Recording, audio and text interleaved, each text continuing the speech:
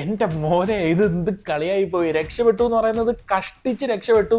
രക്ഷപ്പെട്ടപ്പോൾ ഒന്നാം സ്ഥാനക്കാരായിട്ടാണ് രക്ഷപ്പെട്ടത്. അടിപൊളി ഗെയിം. എന്തായാലും ലോ സ്കോറിംഗ് ഗെയിമുകളുടെ ഭംഗി കൃത്യമായിട്ട് ആസ്വദിച്ച് മനസ്സിലാക്കിയിട്ടുള്ള ഒരു കിടിലൻ കളി.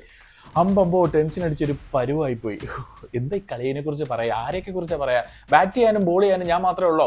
അതായിരിക്കും ഭുവനേശ്വർ കുമാർ ഇപ്പൊ ചോദിക്കാൻ വേണ്ടിയിട്ട് തോന്നുന്നത്. ഭുവനേശ്വർ കുമാർ മാൻ, എന്താ നിങ്ങൾ കാണിച്ചത്? ബൗളിങ്ങിൽ 4 വിക്കറ്റ് പ്രകടനം, ബാറ്റിങ്ങിൽ വന്നിട്ട് കളി കൈവിട്ട് പോയി തോൽവി ഉറപ്പിച്ച് നിന്ന സമയത്ത് ആ 6.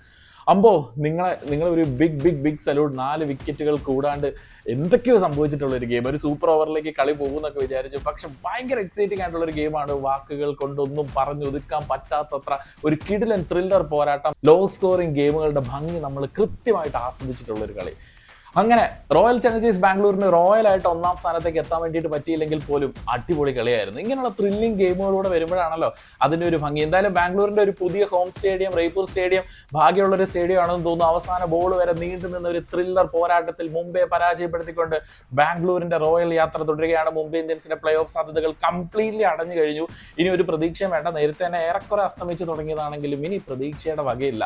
അപ്പൊ എന്തായാലും ഒരുപാട് നല്ല പ്രകടനങ്ങൾ കണ്ടിട്ടുള്ള, ബൗളിങ്ങിൽ ഗംഭീരമായിട്ട് എടുത്തു പറയേണ്ട കുറെ കാര്യങ്ങളുണ്ടായിരുന്നു. ജിതേഷ് ശർമ്മ മോനെ, മിഡിൽ ഓവറിൽ ഒരു മെയ്ഡൻ ഓവർ നിങ്ങൾ മേടിച്ചു കൂട്ടിയത്.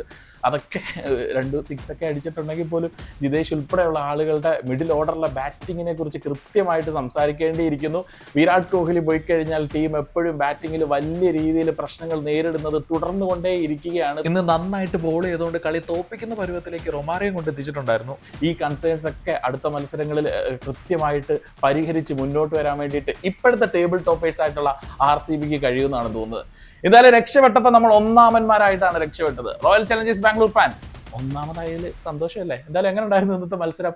ഈ മത്സരങ്ങളൊക്കെ കണ്ടിട്ട് നമ്മുടെ ബാറ്റിംഗ് നിര ശോകമായെന്നൊന്നും വിചാരിക്കേണ്ട. തിരിച്ചു വരും, തിരിച്ചു വരട്ടെ.